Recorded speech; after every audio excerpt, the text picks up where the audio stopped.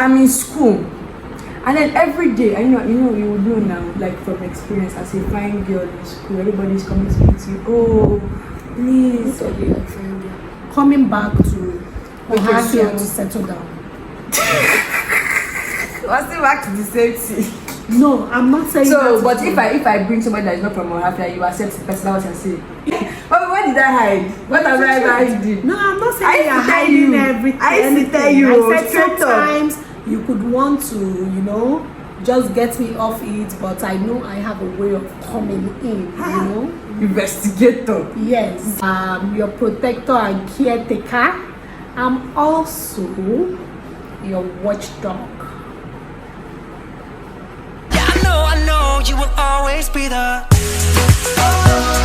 I know you will always be. Are you ready? Yeah. Okay, guys, welcome back to my YouTube channel. Yeah. As you can see today, on today's episode, I'm here with the person I got my good genes from. Yeah. So, we're going to be doing a Q&A basically. But first of all, Mommy, what do you have to say to YouTube family? Please always like, share, and subscribe. That's it. That's it. So now we're just going to get into the video Q&A. So, as your daughter, your first, your only daughter, what do you love about me the most? A lot.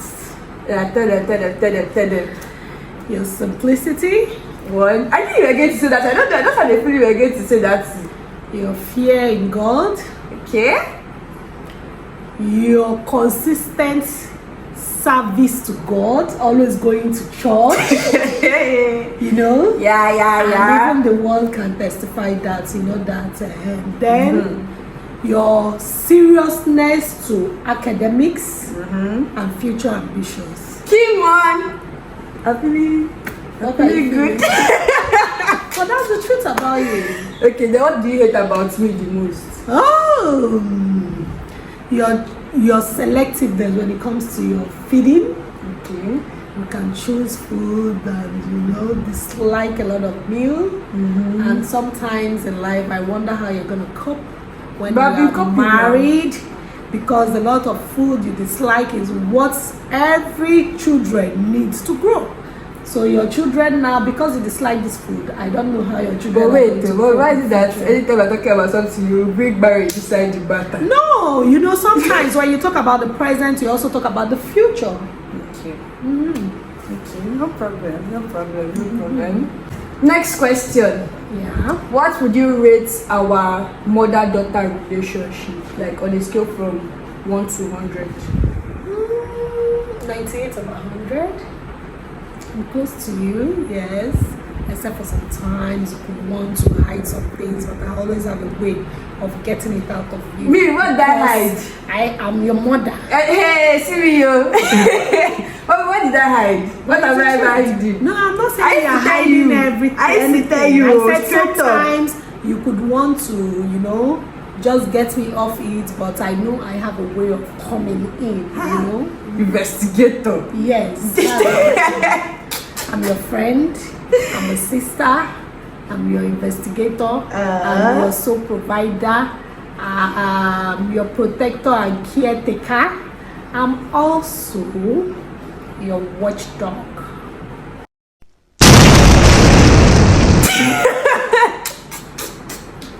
So, mommy, when we used to fight, because sometimes we used to fight. That's why I said 98 over 100. That year that we always fighting almost every day. That year now, before I get admission into Unical. Because I always want you to learn a lot of things. Wait now. Because if at that moment, that's the only year you so have. So how do you used to feel after we fight? I feel fulfilled because I would have been able to pass my message to you. And because most of the time the reason why there is a fight is because I'm trying to tell you something and you feel this is not necessary, but I will still have a way to make sure the message is passed, whether you like it or not. Because there's this saying that says, when two friends go into a room smiling and do not tell themselves the truth while they are in the room, if they come out frowning, it means they've told themselves the truth. So one of the things is that the truth is always bitter. When every mother passes some instruction, guidance, talk to their daughter, sometimes they could feel, oh, why is this woman so nosy? Why is she so persistent? Why is she so disturbing? But that's the right thing every mother ought to always do with their daughters, to put them straight, advise them when necessary, that you feel you're grown up at the point where in that stage. And we know that there are some mistakes we've seen other people do, which we might not have done, that will not like us to do. So that's why mothers will always talk. Okay, I've heard you. So yeah, this is the parts that people, I'm sure people want to know. They want to know, the juicy parts now. So right now, everybody, like, as we are like this, we're at our prime, all of that, And then I'm in school, and then every day, you will know now, like from experience, as a fine girl in school, everybody's coming to meet you. Oh, please. See me. I don't have respect. But then they will come and promise everyone that, it's clinical, blah, blah, blah. Okay. So now, at what age do you feel like I can be in a relationship? Interesting. One of the mistakes the young girls do, I was in the university too at the time, and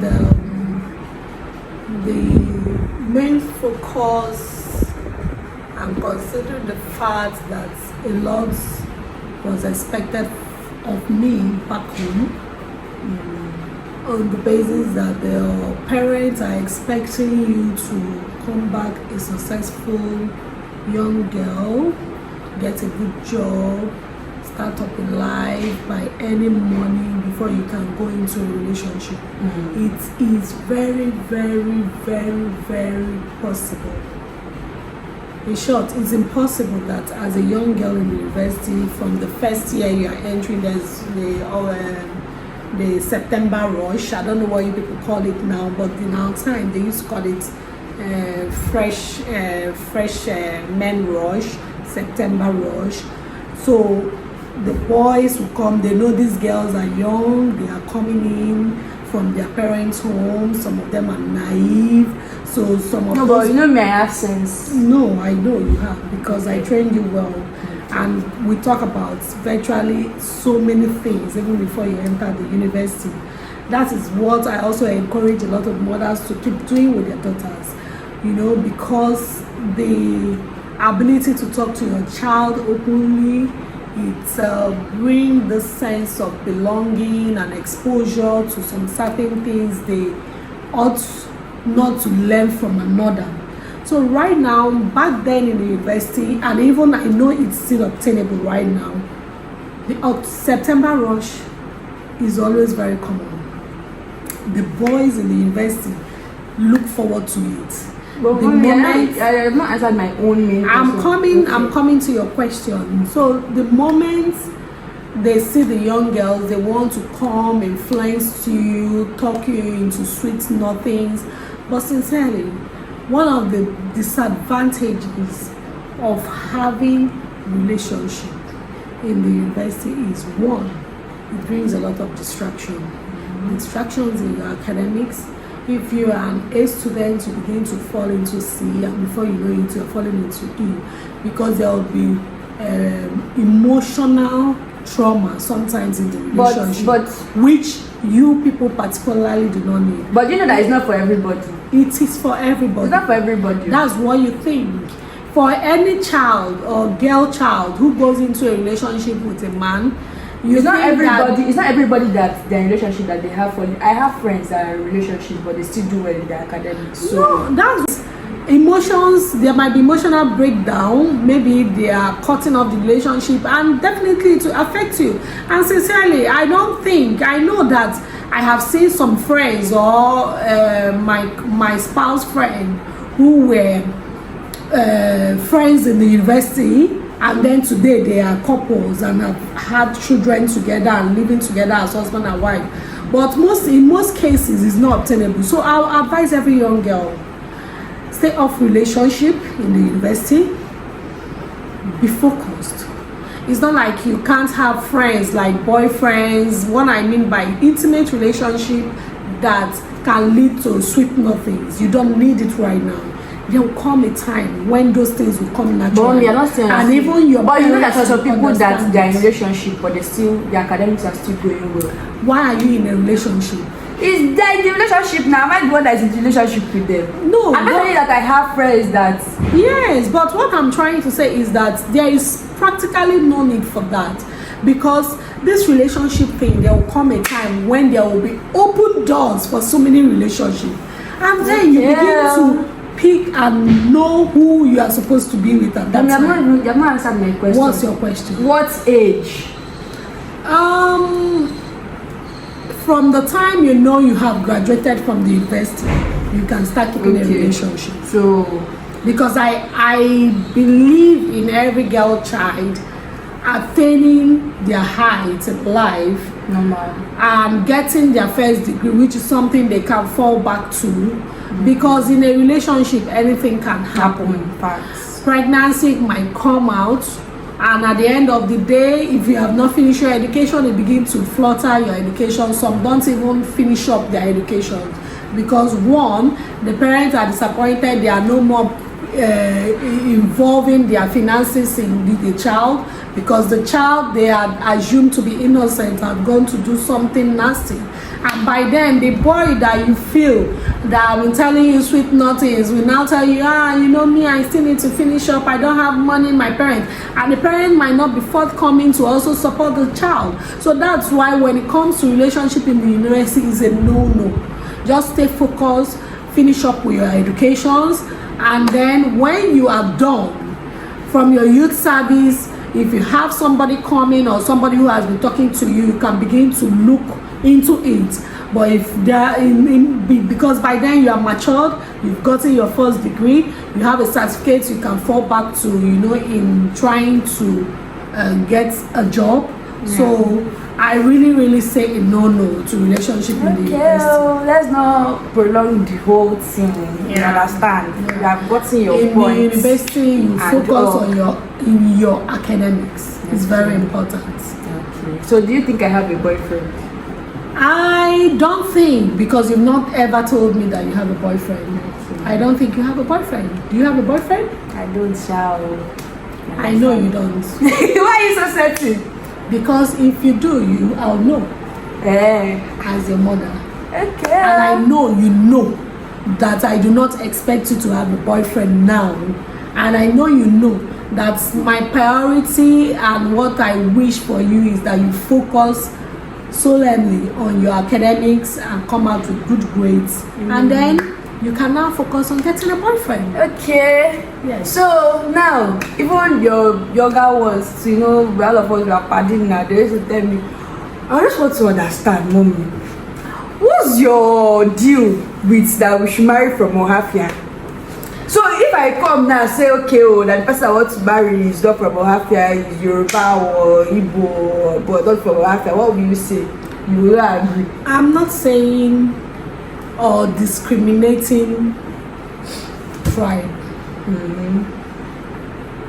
I'm just saying sometimes in life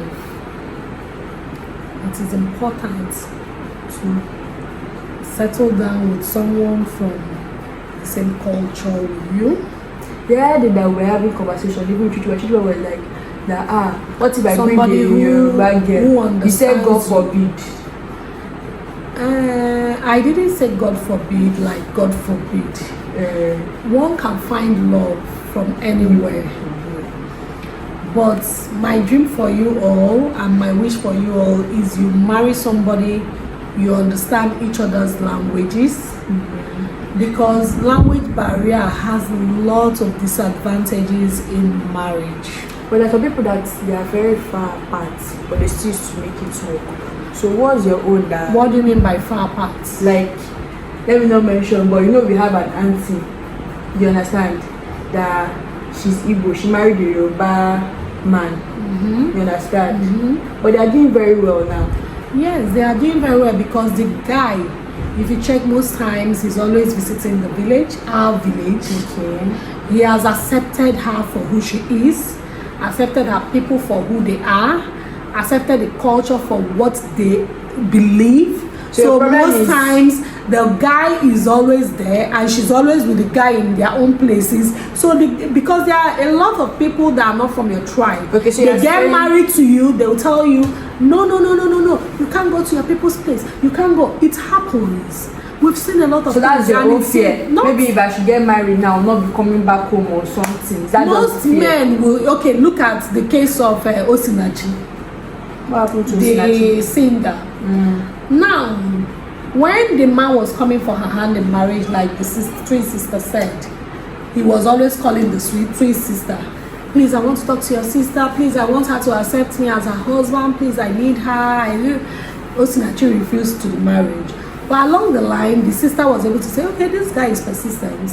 And she accepted that she wants to marry the guy. Immediately, the guy married her. He stopped her from communicating with her family members. No, that one sisters. No, I'm trying to. That one is from her own, because if she's still like. No, these things happen in marriage. Are you getting me? And sometimes you can't tell.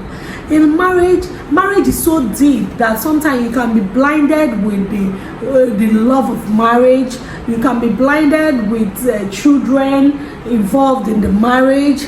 You can be blinded by what people are going to say in the marriage, or probably one or two people in the family are saying, do not marry that guy. You went ahead and married that guy, and you want to prove a point that surely for me to have married this guy, I'm going to make him work, and then you'll be there suffering. So that's why it's we're always particular about coming back to Ohafia to settle down. We're still back to the same thing. No, I'm not saying so, that. But if I bring somebody that is not from Ohafia, you accept the person out and say. If you see, one of the things about marriage is the parents will look out for where the guy or the girl is coming from, the background, the family.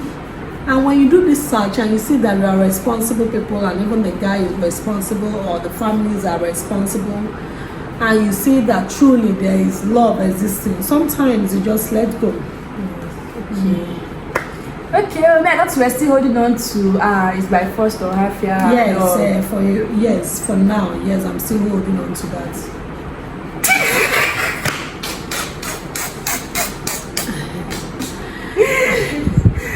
But you say along the line, okay, well, let's see. It's that time comes, Sha. I'm not trying to prove the point that for now. I'm not trying to prove the point that right now in this 2022 we're not meant to be tribalistic anymore. I am not either.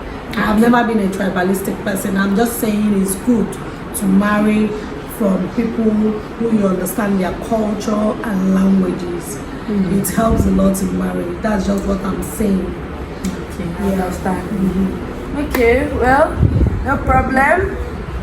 Is there anything that you want to talk about again? I just want to tell your viewers to like, share, and comment, and what? Most of all, subscribe. Thank you guys for watching. I hope you enjoyed this Q&A with my mommy, my fine mommy. You know. Bye guys. Bye. Love you all. To your heart, I'm waiting here for you. Yeah, I know you will always be the